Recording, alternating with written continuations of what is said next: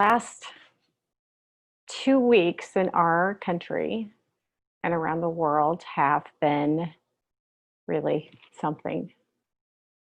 We're living through amazing times.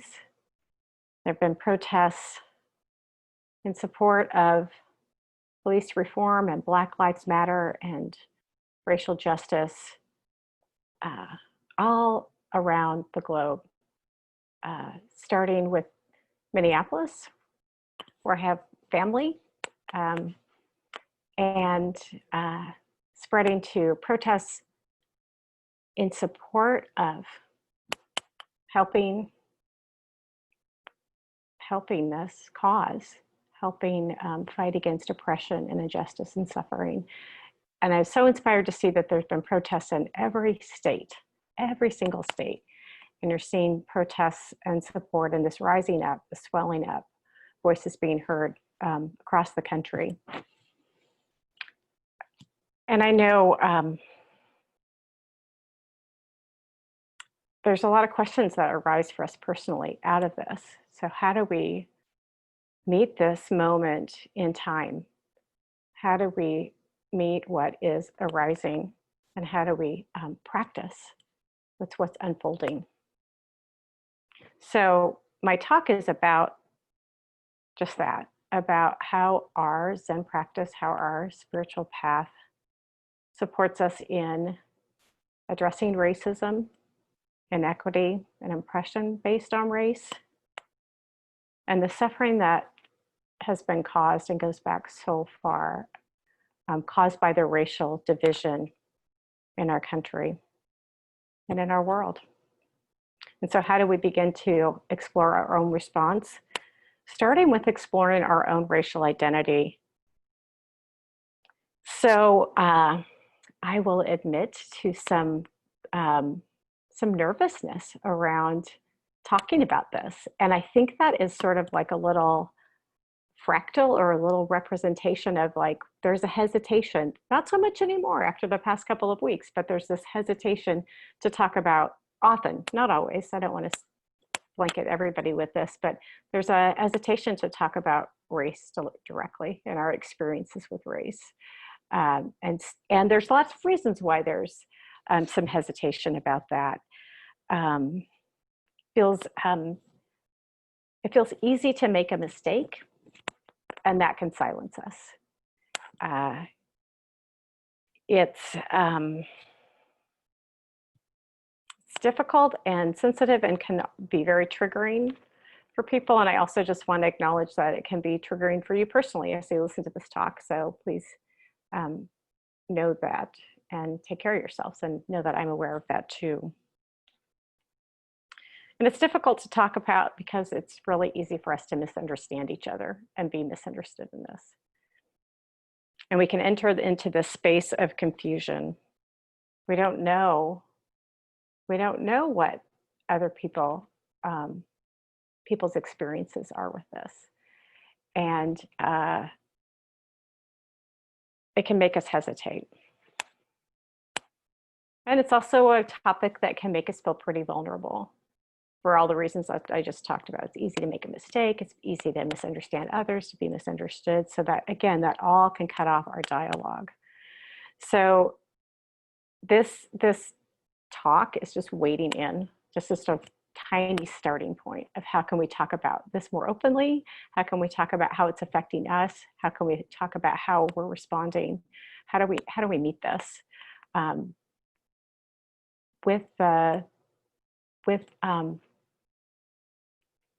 how do we meet this from the perspective of practice and making it part of our spiritual practice? Of course, it's an extension of that. But what does that look like?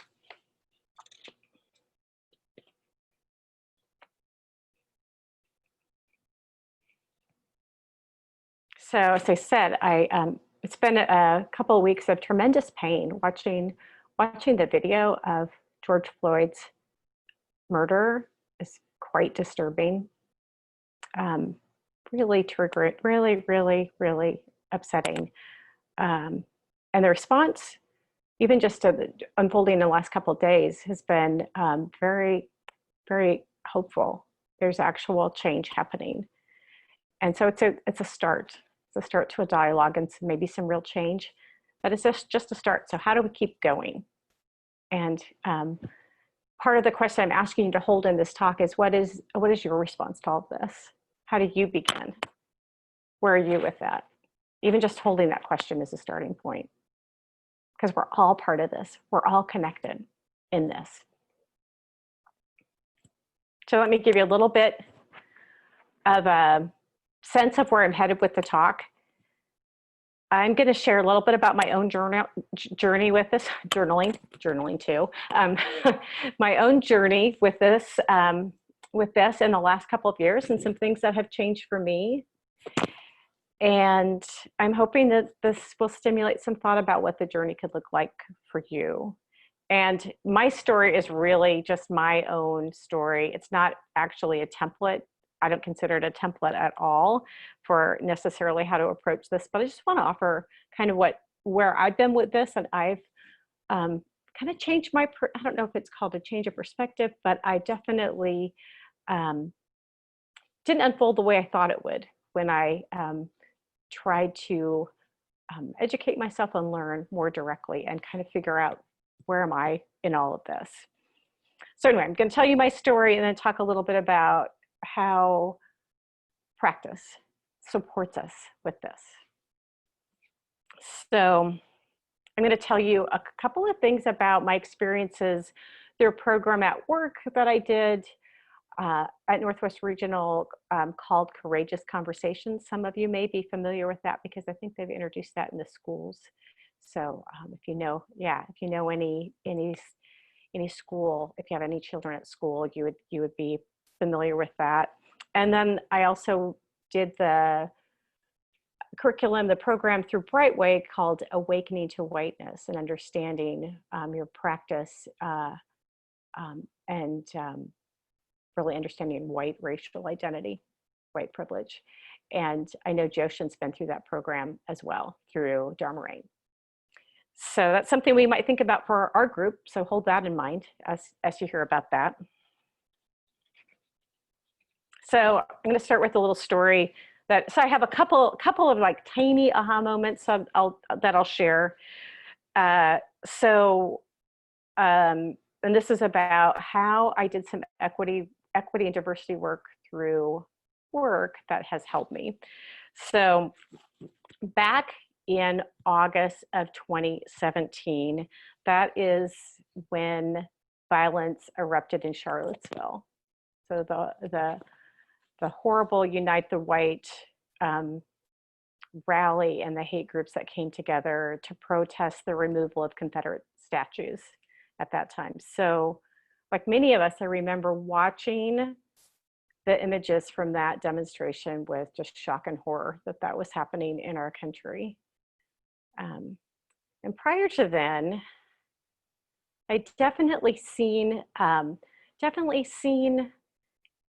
and heard and read about hate crimes and open acts of racism, but there was something in particular about seeing them marching with torches in the street that was particularly disturbing image to me, and seeing this open display of hate.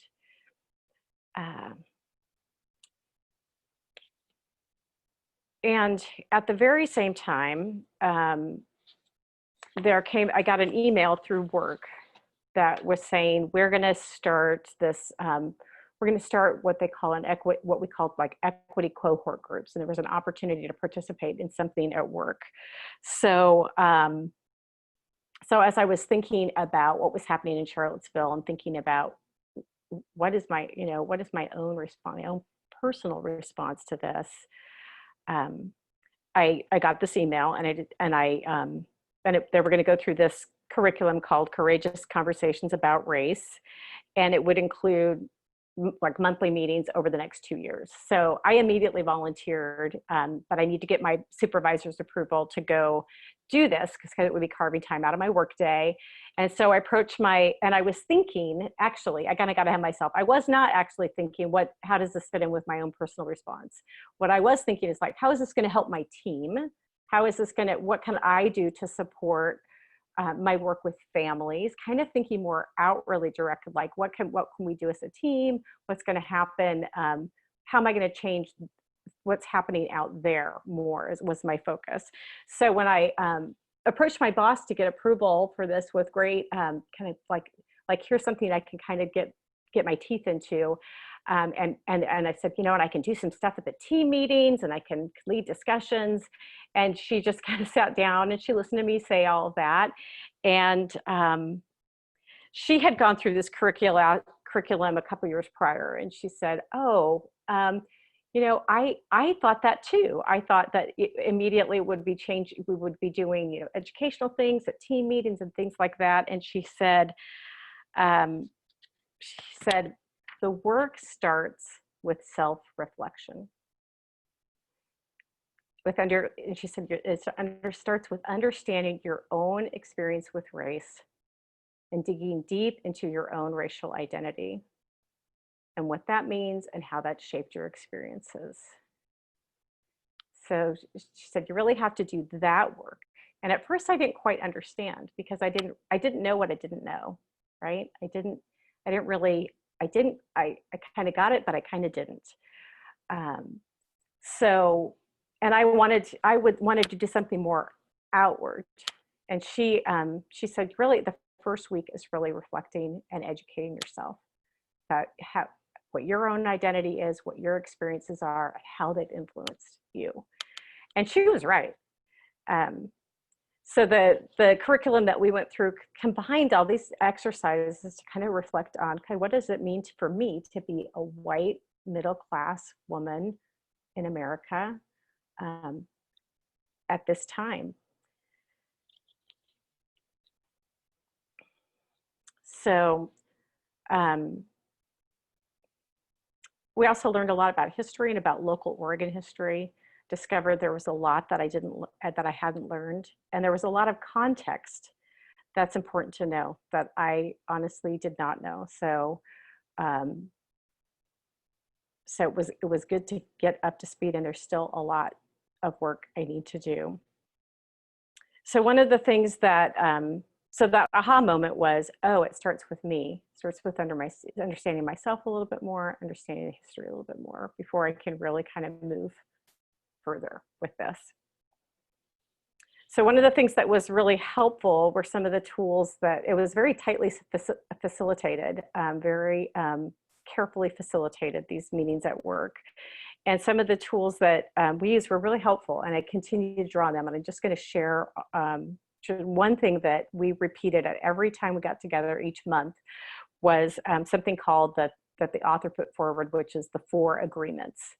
And the 4 agreements were: stay engaged, speak your truth, be willing to experience discomfort, and accept and expect non-closure. So I'm going to say just a little bit about what each of those are and why they help me. So stay engaged, I think that one is a little bit more self-explanatory, but it was an acknowledgement of how difficult it can be to stay with these things, how difficult it can be to stay this with when we get into difficult, uncomfortable territory and feel triggered. And it's an acknowledgement and an encouragement to stay with those difficult feelings.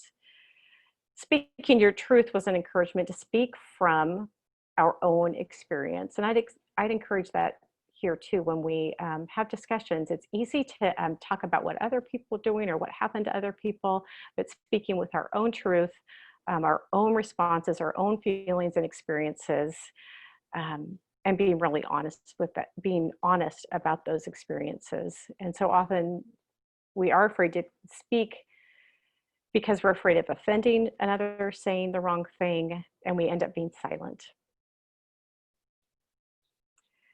And the next thing was being willing to experience discomfort. So acknowledging again that it's difficult to dive into these topics, and to simply know that, and to just simply call that and put that out there. And the last one was accepting and expect non-closure. And this is an acknowledgement when we dive into these topics, we're not going to solve it. We're not going to solve it right away. And sometimes the discussions can be a bit unsatisfying because there's no quick fix. It may seem obvious, but it's good to remember that. It's good to remember that, because you can get in these stuck places with talking to each other. So I have a couple of discussion question ideas, but I think what I'll do is kind of finish up the things that I want to talk about, and then we'll kind of open this up. So the other thing I want to share about is just a little bit about Awakening to Whiteness, which is about understanding racial identity and history. And that's a curriculum that is kind of a national curriculum that folks over at Great Vow adopted to include Oregon history of racism, which is super helpful. And it meets monthly over a course of 6 months for about, I think, 2 hours. And the facilitation kind of rotates with whoever's in the group. So it's really not one particular person that needs to lead it. Just come together, you do the readings, and then you get discussion questions. So it was really, really a nice format. And the meetings really went from kind of an introduction and personal experiences about race, historical racism, structural, institutional racism, understanding white identity, and then applying our spiritual practice to these things.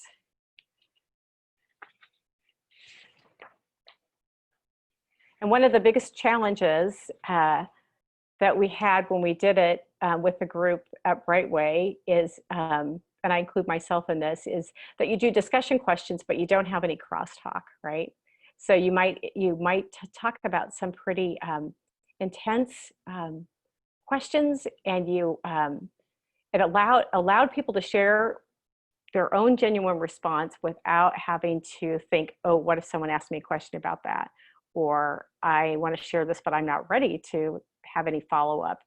But it was controversial until about the last session, because we're like, well, we want to really talk about these things. And after we would adhere to the rules, but afterwards it'd be like, I want to talk more.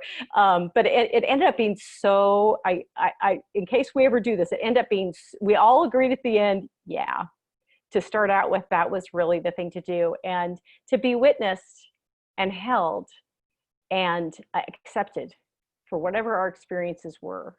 Was really, really important. So I want to say, I'm going to shift gears into kind of this, the descriptions of kind of what I did. There was a second aha. Now I'm forgetting what the second aha. It's like a cliffhanger for you guys. It will come to me. But I want to talk a little bit about how practice fits in with this. And I don't think there are any surprises in here. But it really supports us tremendously in opening our hearts and meeting what is happening here, what is unfolding, looking deeply at ourselves, actively working to decrease suffering. It really encompasses the Bodhisattva vow of vowing to free all beings. So our Zazen practice specifically, and really kind of overlaps with our precept practice, strengthens our capacity to bear witness, strengthens our capacity to simply be with as a starting point. Very important for us to be able to look and not turn away, so that we can see with clarity, this is what is, this is so. And we can see and then move forward from this place of clarity with a wise and compassionate response. But having the stability to simply open our hearts, be present, stay still, and see. And from that place, we can move with more freedom, more compassion, more wisdom. Another aspect of our practice that supports meeting this moment is our metta practice, which we've been really doing regularly now, which I've never actually done this regularly as we are on Monday. So, and I have noticed a shift in myself, that it spontaneously arises much more frequently than it has. This opening this heart, this sincere wish for safety, for peace, for wellness, freedom from fear and anxiety. There's so much fear and anxiety out there. So being able to extend that and have it kind of arise when you are out and about in the world is enormously helpful. I think it's Pema Chodron that calls metta practice kind of like an air conditioner practice. You're kind of taking things in and being able to sort of ventilate the air around you and the field around you with good wishes. The last thing I'll mention specifically about our practice and how it relates is that, you know, one of our fundamental practices, one of the things that we're turning towards is understanding and knowing ourselves as completely as possible.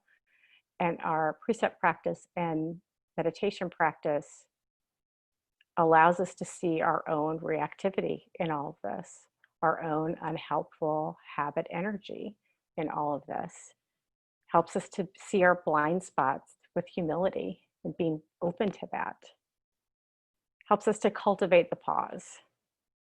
That pause between stimulus and being activated, noticing strong emotions, cultivating that pause that allows us to choose to move not from our own conditioning and reactive patterns that are sometimes unwholesome and unhelpful, but really move forward with clarity, again, with clarity. And I want to end by just mentioning that it seems so fortunate that we are studying the book from Thich Nhat Hanh, who is a wonderful example of engaged Buddhism. So he, I think Ed has shared some of the history of Thich Nhat Hanh, but we haven't really talked a little bit much about him. I have a whole bunch of history here, but I just want to say a couple of things.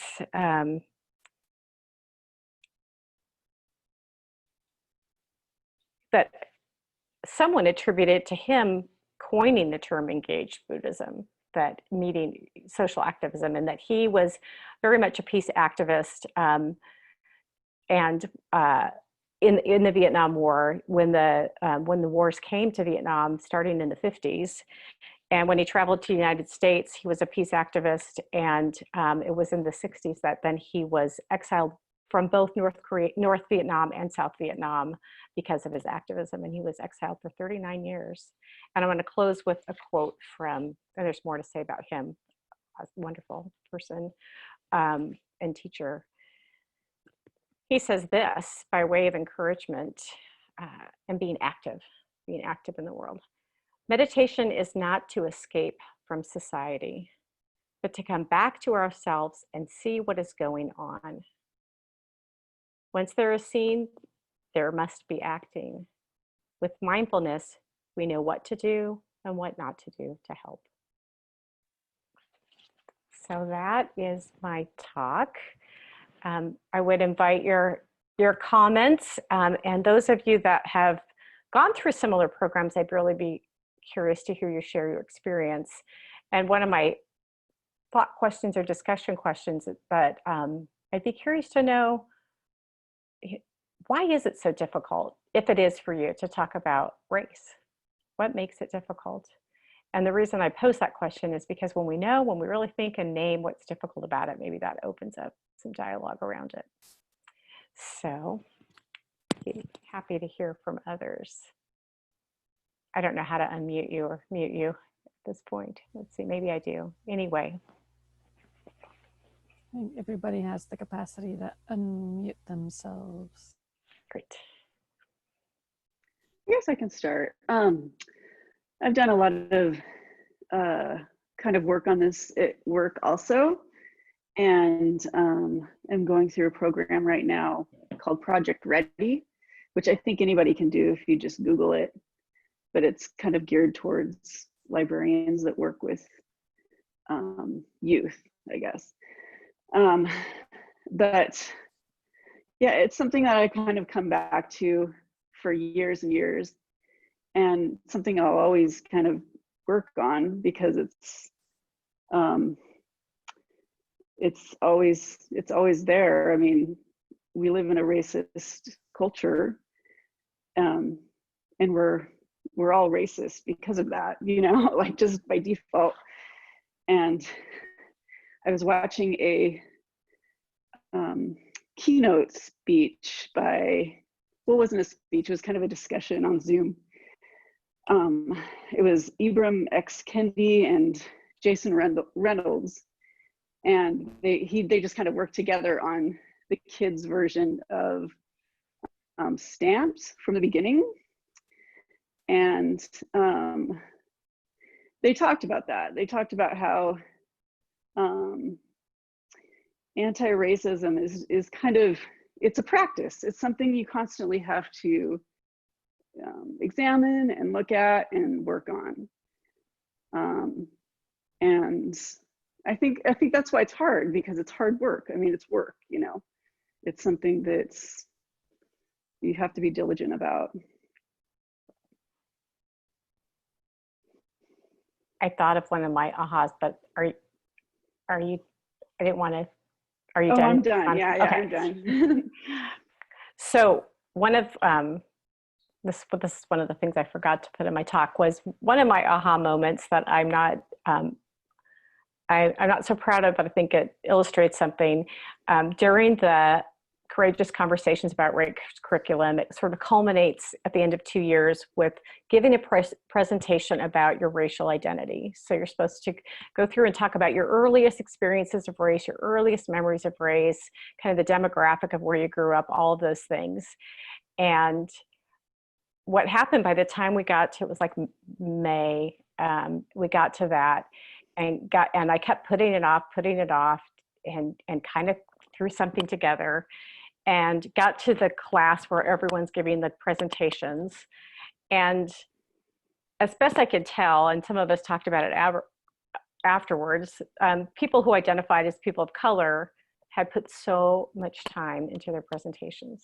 They had so much to say about race and how it influenced their growing up, and they made these really wonderful, detailed, quite moving presentations. And those of us who were white had all kind of messed up and threw something together.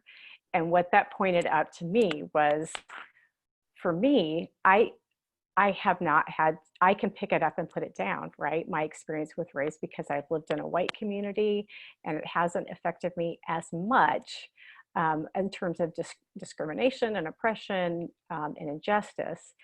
And so that was really a humbling and embarrassing moment for me to go like, oh, now I get it, right? I'm in a position of privilege where I can engage this or not as an individual. So that to me was like really like powerful and really embarrassing. That was like a year ago. It's like, oh. So anyway, I wanted to share that just as an example of like, oh, we can pick it up and put it down if we're in a position of privilege with it. I went to a seminar about 3 months ago, and the other related story to that was the presenter is a principal in Hillsborough School District who happens to be Hispanic, and he said he's been pulled over, he's probably in his 40s, he's been pulled over like 35 times by the police.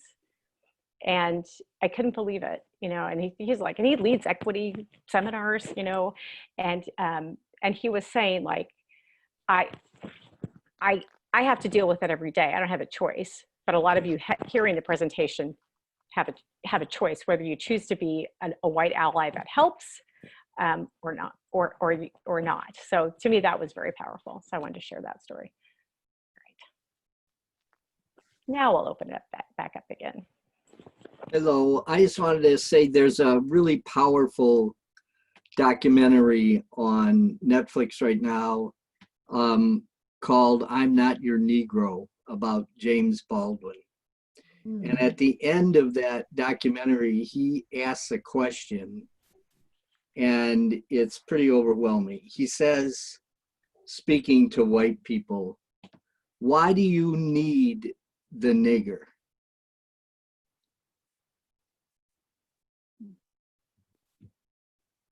And And it speaks to so many things, but to me, it speaks to our history and the fact that we never actually resolve anything. You know, we had this Civil War, but it was never resolved. It's still going on. And so in terms of just the need of capitalism to have a large minority population that can be exploited to do the labor that nobody else wants to do, is that why we need the nigger? So watching a documentary like that and having those questions posed, then it comes down to our own personal response to that and how do we move forward in that. It's good to know the history. It's good to like, there's like lots of history, and then really consider what are our personal responses to that. Yeah, so there's a lot there.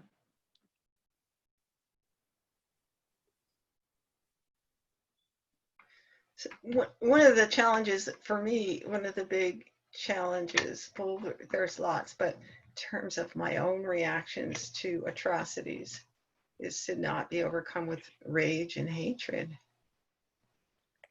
you know, and to extend meta to the perpetrators of injustice as well as to the victims. I think in some ways it must be more damaging to them, but that's hard to remember. I think also too, like this time has been, it's really easy to get enraged. I mean, it's, you know, like, but I think that it's kind of, I don't know, I kind of feel like anger is sort of needed right now, you know. I don't know if we should be afraid of anger right now. You know what I mean? I don't know how to say that right, maybe, but. Well, I agree. Monica, and there it can be, anger can spur us if we can use it, not to divide or to create a self, but we can use it to energize us into action. Then that's sort of the wise use of that energy that arises. Domio just gave a Dharma talk on Sunday about fierceness. And so I like the phrasing of that. Be fierce, be passionate. It's not that we need to kind of squelch that, but just channeling that into, yeah, I am going to stand up to this. I think that it can be powerfully motivating. Yeah. Yeah. And it can keep you from descending into great sadness and feeling like you can't do anything. Just had a message from our superintendent that said, turn your anguish into action. I think that that's all really true, and that also, for me, I can hopefully channel the energy of anger into action, but not have it tip over into hatred. And you opened by talking about Thich Nhat Hanh there at the end.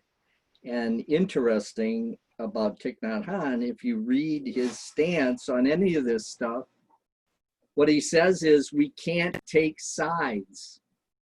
Because if you take sides, then you're not available for the work of reconciliation. And we can take the side of helping those that are suffering, right? We can take that side. And what is that work of helping those that are suffering? And that's the question, right? That's the question. And there's so many different responses to that. And that's really kind of the point of this talk, is to think about what is the response, and each individual finds their own response. And I guess that's what I was trying to say at the beginning of my talk, is like, you know, my little baby steps into educating myself and moving forward and being more comfortable talking about it. Is, you know, that's one tiny response out of many responses. I'm just starting. Well, this is the kind of discussion that could go, I mean, we're just sort of scratching the surface now. Yep. I mean, I could see, you know, having more of this discussion and breaking out into breakout rooms, because it's really hard for everybody to be able to talk. And you said that maybe some of the trainings that you've done could come to us. Yeah, I'm hoping there might be interest, and that is something that we could potentially do. Yeah, I think it would Because be I have a great. lot of things to say, but there's not the time to say it, you know. Yeah, and you're right. It's nice. Yeah. So more to come, and I appreciate that you have stuff to say. we want to talk, but Well, I see that it's a little bit past. Speaking Yeah. of, but thank you all for being here. Well, And, thank you for bringing this up, but I think it's just like, and there's more. I know it's like just a little toe in the water, just a starting point. More to follow. We'll figure out how to follow up. Mhm. But I think I'll say the closing verse. So please make gasho. Abiding in this ephemeral world, like a lotus in muddy water, the mind is pure and goes beyond. Thus we vow to Buddha. All Buddhas throughout space and time, all honored ones, bodhisattvas, mahasattvas, wisdom beyond wisdom, maha prajna paramita. Thanks again, everyone. And I guess we'll unmute so we can say goodnight, I guess we can. Thank you. Good night. Thank you. Good night. See Thank guys you. next week. I Good tried night. to but I Thank ended you. up muting everybody. thank you for Thank the you. talk. It was brought up Bye. stuff.